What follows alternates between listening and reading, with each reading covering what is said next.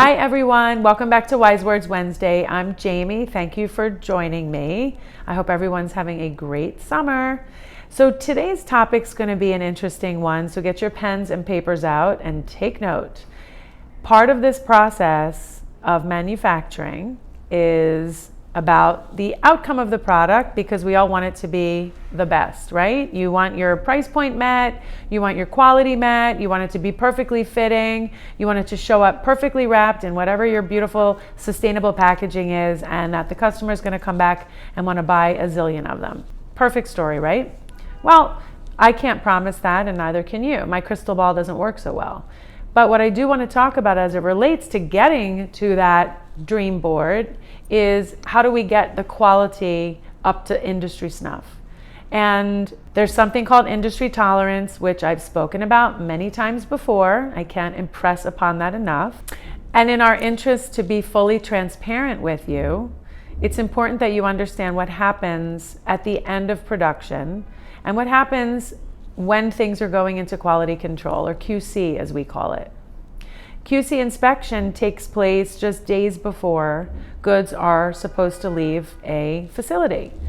And it is our job collectively as a team, with you, all of us, to be able to connect the dots proficiently and orderly so that once it gets to the production line, everything should be smooth sailing. When everything's under the needle, everything is following the protocol that it did from prototype to prototype. There's no changes. There's no surprises. We've tested all your samples in the same fabrics. We've hopefully tested all the trim with the right trim application so that everything is on the piece, on the garment, on the accessory, on whatever apparel item it is that you're doing, so that once it's under production, everything should just be moving swiftly. That being said, what we do is we have a final pre-production sample. Pre-production sample is we call PPS. Pre-production samples we sign off on them for approval, and we give the directions to the factory to follow as a baseline for how they should build or sew or assemble your product. Oftentimes you'll find it hanging next to the sewer's table so that they can look at the neckline, the waistline, how the zipper was constructed, how the buttons were applied, all of those good things.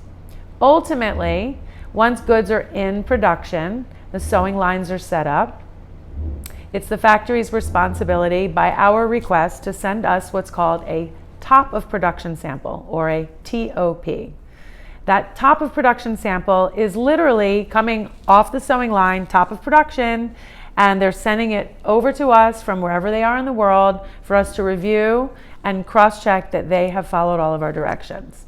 The top of production sample is really important, especially when you're running a collection with many variations of the same style, where maybe you have the outside shell is one color and the inside lining is one color across multiple colorways. So we ask for references from all so that all the trims are assembled, the linings are coordinated with the shell, and so on and so forth. Once we sign off on the TOP sample and issue comments, we send it back, packaged, wrapped, and packing tape sealed to our third-party QC inspection team. Until the QC inspection team arrives, that package sits and waits in a secure place at the factory. The QC team then goes and opens up our golden ticket, opens it up, takes our spec measurements and all of our approval comments and all the pinned notes on that garment. For example, fix zipper application, it's causing puckering, or please watch edge of collar, it's rounding too much, etc., etc. At the end of the QC inspection, it is the third-party QC team's responsibility to send us a QC report whereby they approve or reject. Now, let's keep in mind this is your first time doing this. So when you see a reject notice, it is not a crime. It is just what's called commercial tolerance. So for example, if specs are completely out of tolerance, then we've got a problem. We don't have that problem if we're doing our due diligence in all of our fit development. But where we do find some challenges in final production is just general labor and hand sewing and workmanship and maybe heat seal applications, and sometimes you're going to see some wonky sleeve applications or embroidery on the chest. There's so many things that could happen, and they do happen in production. But the job of the third party is to call these things out, at which point our team reviews all the notes and then we hand it back to the factory and say, fix it. That's really what happens. Simply put, the factory has to repair, replace, correct, and do whatever corrective measures are necessary in order for the goods to be passing commercial viability. Now, let's be real. How many of you out there have got a garment in the mail or at the store and a button falls off the first time you wear it? I have. How many of you out there have had threads hanging off of a garment when it comes out of the poly bag or when you take it off the shelf in the rack at the Gap or Bloomingdale's? I have.